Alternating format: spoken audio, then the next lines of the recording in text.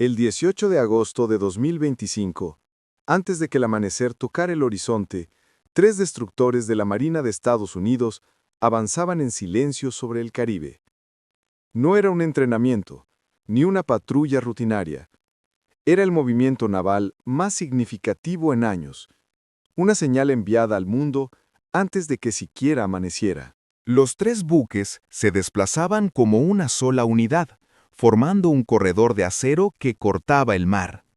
Desde el aire, su avance parecía coreografiado, preciso, medido y absolutamente intencional. Dentro del puente de mando del buque líder, la luz roja de combate iluminaba a la tripulación. Nadie hablaba, nadie se movía sin propósito. Era una calma tensa, previa a una operación cuyos detalles aún no se habían hecho públicos. Los sensores comenzaron a registrar actividad a kilómetros de distancia.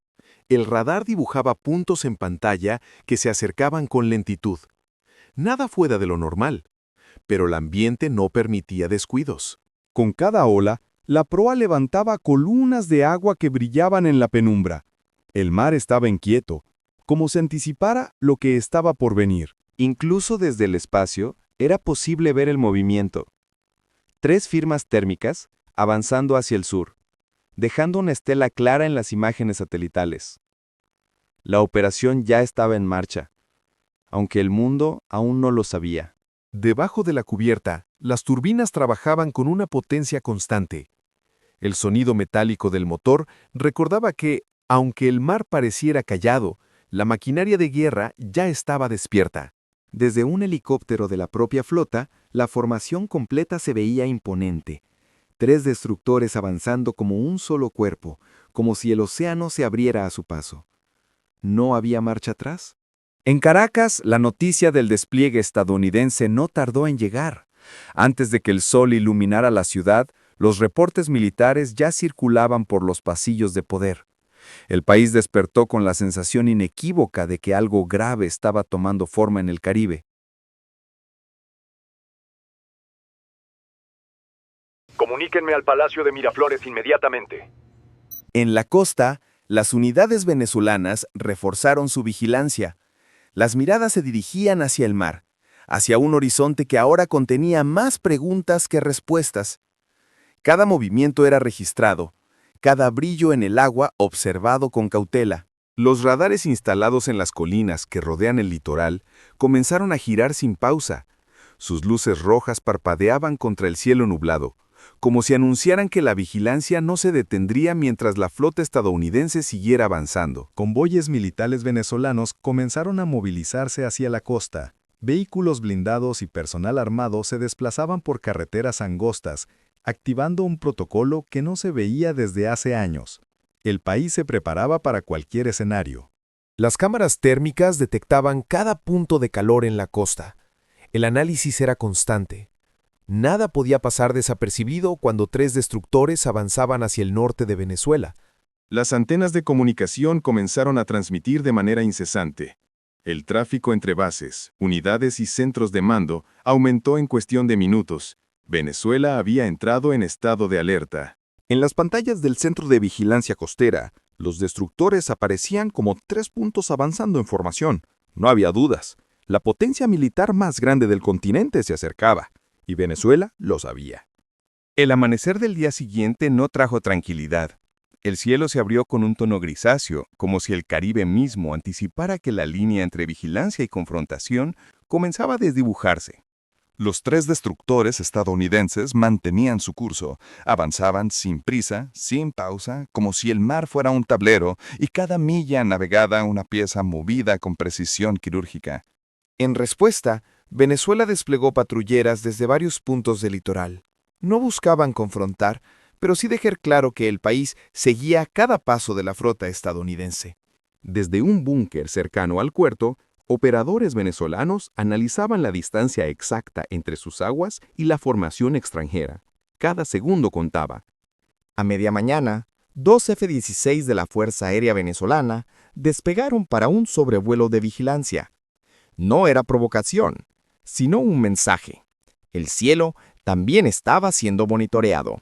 Las sombras de los cazas cruzaron el mar a gran velocidad. Desde los destructores, los operadores detectaron el movimiento, pero no alteraron su rumbo. Todo formaba parte del juego silencioso de vigilancia mutua. Más arriba, casi invisibles, drones estadounidenses MQ-9 Reaper vigilaron la región con sensores activos. El cielo se había convertido en un tablero de vigilancia donde ambos países movían sus piezas con cautela. En los mapas tácticos, dos fuerzas avanzaban en paralelo sin tocarse. Los destructores estadounidenses al norte, las unidades venezolanas al sur. Era una danza de distancia milimétrica, la línea exacta donde la tensión aún no cruzaba al conflicto. El sol cayó sobre el Caribe dejando un resplandor gris anaranjado. Pero la calma engañaba. Bajo ese cielo pesado, la tensión aumentaba en cada milla navegada por la flota estadounidense. A gran altura, un P-8 Poseidón estadounidense monitoreaba la zona. Sus sensores rastreaban movimientos venezolanos con precisión absoluta, como si cada señal fuera parte de un cálculo mayor. Minutos después, dos drones MQ-9 Reaper aparecieron sobre la región. Silenciosos, persistentes, vigilaban desde una altura donde nadie podía escucharlos, pero todos podían sentirlos. En tierra, la vigilancia venezolana se intensificó. Sobre las colinas cercanas al litoral, los puestos de observación se mantuvieron despiertos mientras la noche comenzaba a caer. Los sistemas de monitoreo venezolanos activaron su visión térmica. En la pantalla, la costa brillaba en tonos blancos y naranjas, revelando cada movimiento, cada patrulla, cada rastro de calor humano. Los radares venezolanos giraban en intervalos precisos, escaneando cielo y mar. Sus luces parpadeaban como un recordatorio constante de que la vigilancia era ahora un trabajo ininterrumpido. Desde diversos puertos, las patrulleras venezolanas avanzaron hacia posiciones estratégicas. Sus motores rompían el silencio de la noche mientras formaban una línea de defensa sobre el mar oscuro. En el centro de comando costero, las pantallas mostraban la posición de los destructores estadounidenses. Nadie hablaba. La tensión era tan densa que parecía llenar cada rincón del búnker. Entre el 11 y el 16 de noviembre de 2025, el Mar Caribe presenció algo que no había visto en más de 3 décadas: la llegada del USS Gerald R. Ford, el portaaviones más avanzado del mundo. Su sola presencia cambió por completo el equilibrio militar en la región. En su cubierta, docenas de aeronaves esperaban listas para despegar, un símbolo de alcance y poder capaz de proyectar fuerza aérea en cuestión de segundos. El portaaviones no solo navegaba, enviaba un mensaje directo. Estados Unidos podía operar en el Caribe con una capacidad aérea que ningún país de la región podía igualar. Su grupo de ataque avanzó en formación.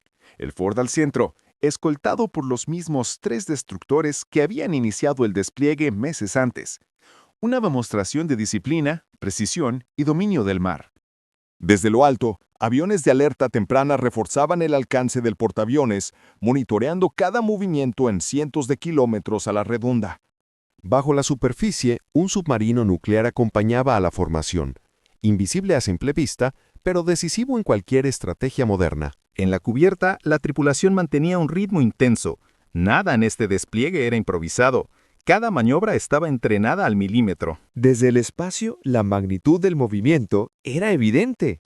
El Caribe, una zona que había permanecido relativamente estable durante años, volvía a convertirse en un punto estratégico para las grandes potencias. La llegada del portaaviones no solo cambió el panorama militar, también alteró el ambiente en Caracas.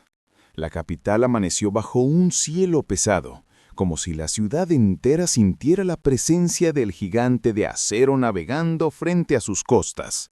En las bases militares venezolanas, el movimiento se multiplicó. Vehículos, equipos y unidades completas se organizaron para reforzar posiciones estratégicas. Los comandantes del país revisaban parámetros y coordenadas. El portaaviones no había realizado movimientos agresivos, pero su capacidad cambiaba por completo la ecuación. Los radares de largo alcance trabajaban sin descanso, escaneando cada aeronave estadounidense que despegaba o aterrizaba sobre la cubierta del Gerald R. Ford. En el aire, los F-16 venezolanos continuaron con patrullajes de rutina, aunque ahora cada vuelo tenía un nuevo propósito: vigilar la actividad aérea del portaaviones. En el litoral, las defensas costeras reforzaron su presencia. Venezuela sabía que cualquier tensión comenzaría por el mar. Dentro de un búnker subterráneo, los operadores seguían en tiempo real cada maniobra del USS Gerald R. Ford y sus 3 destructores. El silencio era absoluto. Mientras tanto, en Caracas la población seguía con su vida, pero con la mirada puesta en el mar. La presencia del portaaviones no era solo militar, era psicológica.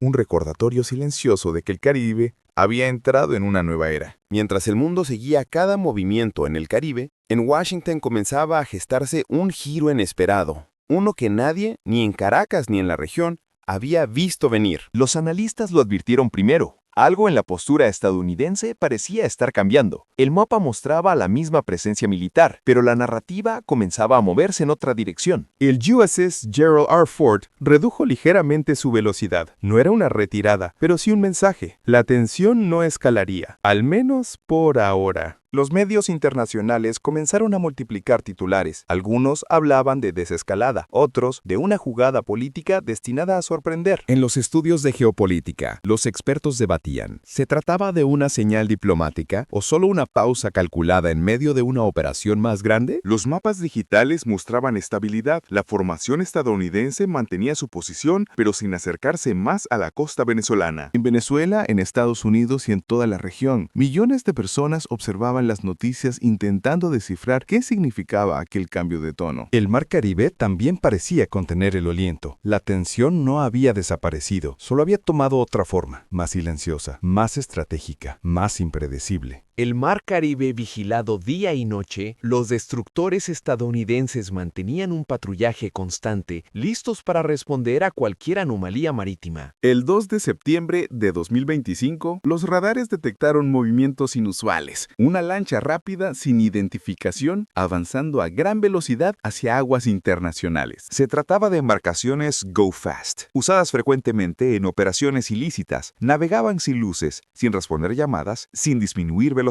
Un MQ-9 Reaper estadounidense se aproximó desde gran altura. Sus sensores confirmaron que las embarcaciones parecían operar sin tripulación visible. Según reportes operativos, se realizaron advertencias por radio. No hubo respuesta. La lancha continuó a máxima velocidad, ignorando toda comunicación. Al confirmar la embarcación mostraba señales de ocupantes, se autorizó la neutralización. Un designador láser marcó el objetivo a distancia. El misil de precisión impactó contra la lancha. La explosión se vio a kilómetros de distancia, iluminando el mar por unos segundos.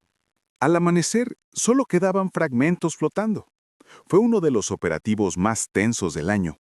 Una interdicción que reveló que el Caribe estaba lejos de ser un mar en calma. Desde Washington, el presidente estadounidense insinuó que podrían venir más acciones militares. Hay más de donde vino eso, declaró en un mensaje que recorrió la región en minutos. Poco después, la Armada de Estados Unidos amplió el tamaño de su grupo de patrulla en el Caribe, reforzando su presencia en una de las zonas más tensas del año. El 4 de septiembre, 2 F-16 venezolanos realizaron un sobrevuelo cercano sobre un destructor estadounidense. Fue un momento crítico que elevó la tensión a niveles inéditos. En respuesta, el presidente estadounidense autorizó a su flota a derribar cualquier aeronave venezolana que representara una amenaza directa para sus buques. Un día después, 10 cazas F-35 fueron desplegados en Puerto Rico para patrullar el Caribe Sur y apoyar a la flota en caso de una escalada súbita. Los F-35 iniciaron patrullajes de combate sobre el Caribe, convirtiéndose en un nuevo elemento de poder aéreo en una zona que ya estaba saturada de vigilancia. 2 días más tarde, Venezuela anunció que aumentaría sus tropas de 10.000 a 25.000 efectivos para combatir las rutas del narcotráfico en estados costeros y fronterizos. Así terminó el episodio, con más barcos, más aviones, más vigilancia y más incertidumbre. Un Caribe marcado por decisiones que aún resuenan y por una tensión que, aunque silenciosa, nunca desapareció.